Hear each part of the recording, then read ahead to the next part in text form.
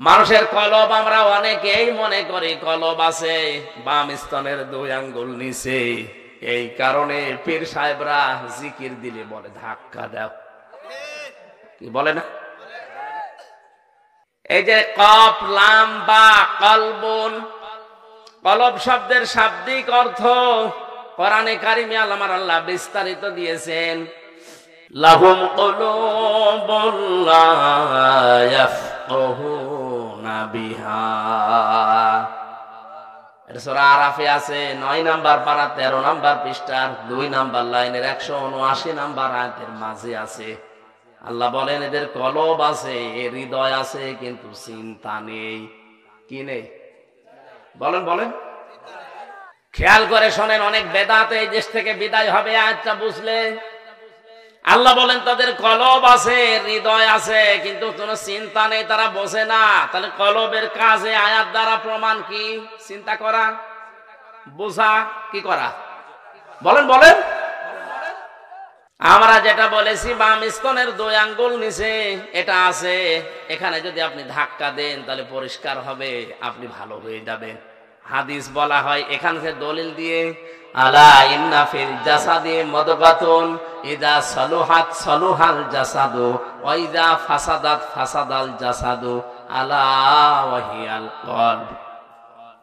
নবীজি বলেন সাবধান, জেনে রাখো প্রতিটি মানুষের শরীরের ভেতরে একটা গোশতের টুকরা আছে।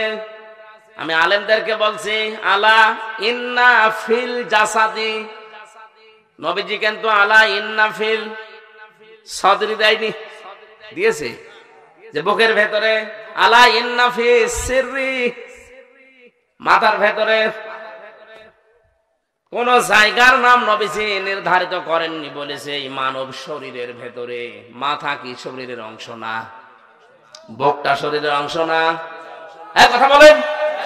আমার 3.5 হাত বডি শরীরের অংশ, তাহলে এর ভেতরে কোন জায়গায় আছে যে গোশতের টুকরাটা ভালো হলে মানুষ ভালো হয়ে যায়, খারাপ হলে মানুষ খারাপ হয়ে যায়। আল্লাহ জেনে রাখো ওয়াহিয়াল কলব, ওই গোশতের টুকরার নাম হচ্ছে কলব। নাম কি? তাহলে নবীর হাদিস থেকে, আল্লাহর আয়াত থেকে কি বোঝা গেল? এটা আমার কোন জায়গায় আছে নবীজি নির্ধারিত করে বলেন না যে মাথায় আছে, বুকে আছে, পেটে আছে, না এটা বলেননি। আপনি হাদিসের ব্যাখ্যা পড়েন পাবেন না। উনি বলেছে শরীরের ভেতরে। এখন যে শব্দটা নবীজি দিলেন আলা ইন্না ফিল জাসাদি মুদগাতুন, কি দিয়েছেন? মুদগা কাকে বলা হয়? বিজ্ঞান এখন কম্পিউটার দিয়ে দেখিয়ে দিচ্ছে যে মুদগা তৈরি হতে 3টা জিনিস লাগে। কয়টা? মানুষের এই যে রেহেমের ভেতরে যে 40 দিনে পাল্টায়, এটার নাম প্রথমে হয় আলাক, জমাট বাঁধা রক্ত, ঝুলন্ত যোগ, মাটির নির্যাস। বাকি 40 দিনে যেটা হয়ে যায় তার নাম মুদগা। কি? মুদগা হওয়ার জন্য শর্ত 3টা। 1 নম্বরে ওর ভেতরে রক্ত থাকা লাগবে, 2 নম্বরে ওর ভেতরে চর্বি থাকা লাগবে, 3 নম্বরে রাবারের উপরে দাঁত দিয়ে কামড় দিলে যেভাবে দোড়া কাটা ভাগ বসে যায়, ওর ভেতরে ওরকম দাগ দেখা যাবে।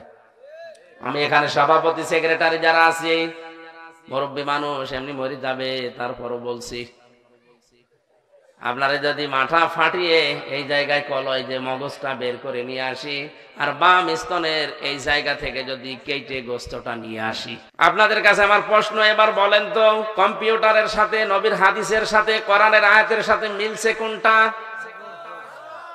আপনি মগজের ভেতরে দেখবেন দোড়া কাটা ভাব আছে, ওর ভেতরে রক্ত আছে, ওর ভেতরে চর্বি আছে। এক কথা বলছেন না? শুধু এইটাই না, মাথার ভেতরে কলবের কাজ চিন্তা করা। আল্লাহর নবীর ভাষায়ও এটা যদি খারাপ হয়ে যায় মানুষ খারাপ হয়। এবার আপনার বিবেক দিয়ে বলেন, মানুষ কি চিন্তা করে বুক দিয়ে না মাথা দিয়ে? বলেন বলেন। সবগুলোই তো মিলছে এই জায়গা। হ্যাঁ, যদিও আলেমদের মতভেদ আছে এটা নিয়ে, কিন্তু মিলছে তো আমি দেখছি এই জায়গায়। আপনি যে বললেন বাম স্তনের 2 আঙ্গুল নিচে ধাক্কা মার, ওটা পরিষ্কার হবে, জিনিস তো ওখানে নেই, বুক ব্যথা হবে। আর আমার মনে হয় বাম স্তনের 2 আঙ্গুল নিচে যে গোশতের টুকরা, ওইটা পরিষ্কার হলে মানুষ ভালো হয় না। মানুষ ভালো হয় যখন এইটা পরিষ্কার হয়। আজ এইটা পরিষ্কার নেই, এই জন্য ঘুষ খায়। এইটা পরিষ্কার নেই, এই জন্য জেনা করে।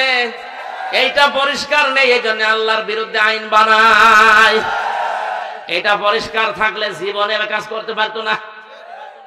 কোরআনের সূরা 3 নম্বরে তারা যারা কলব ধাক্কা দেয়, ঝালঝালা পয়দা হয়, শরীরের পশমগুলো খাড়া হয়ে যায়। আজকাল এমন এমন উদ্ভট ব্যাখ্যাও দেওয়া শুরু হয়েছে, যেই ব্যাখ্যা সবার উপরে গিয়ে পড়ে। যেমন সারা জীবন শুনে এসেছেন কলব আছে কোথায়? বুকের মধ্যে। সারা জীবন শুনেছেন এটা, এই হুজুরদের, এই জামানার হুজুরদের থেকেই শুনেছেন, আর পীর মাশায়েখদের থেকে শুনেছেন এমন না, আল্লাহর নবীও বলে গিয়েছেন। যেমন আল্লাহ নবী এক হাদিসে বলেন, আত্তাকওয়া হাহুনা, আরে তাকওয়া হলো এখানে, মানে তাকওয়া মূলত মুখের বিষয় না, তাকওয়া হলো এখানে। এটা বলে ও আশারা ইলা সাদরিহি, তিনি ইশারা করলেন এটার দিকে। অন্য বর্ণনায় আছে আশারা ইলা কালবিহি, ইশারা করলেন কলবের দিকে। তাহলে এই দুই বর্ণনা সামনে রাখলেই তো বোঝা যায় কলব এটা বুকেরই মাঝে। কিন্তু এই যুগে লোক ব্যাখ্যা করে কলব নাকি থাকে মাথার মাঝে। তো কলব যদি মাথায় উঠে যায়, আকল তো হাঁটুর নিচে নেমে আসবেই। ওই মুতানাব্বি, ওই যে কবি মুতানাব্বি আর কি, যার কিতাব অনেক মাদ্রাসায়ও পড়ায়, মুতানাব্বি কাফুরের আকল দেখতে পেয়েছিলেন তার অন্ডকোষের মাঝে। তিনি টিটকারি মেরে বলেছিলেন যে ওর আকল ওর অন্ডকোষের মাঝে। তো ওই জামানায় যেমন মানুষের আকল নেমে এসেছে এক জায়গা থেকে আরেক জায়গায়, এই জামানায় কলবও সরে গিয়েছে এক জায়গা থেকে আরেক জায়গায়। এমনকি সব স্বীকৃত জিনিসের ভুলভাল ব্যাখ্যা চলছে। আদম আলাইহিস সালামকে আল্লাহ সব জিনিসের নাম শিখান নাই? কোথায় আছে? সূরা বাকারার মধ্যেই আছে, ওয়াল্লামা আদম আল আসমা কুল্লাহা।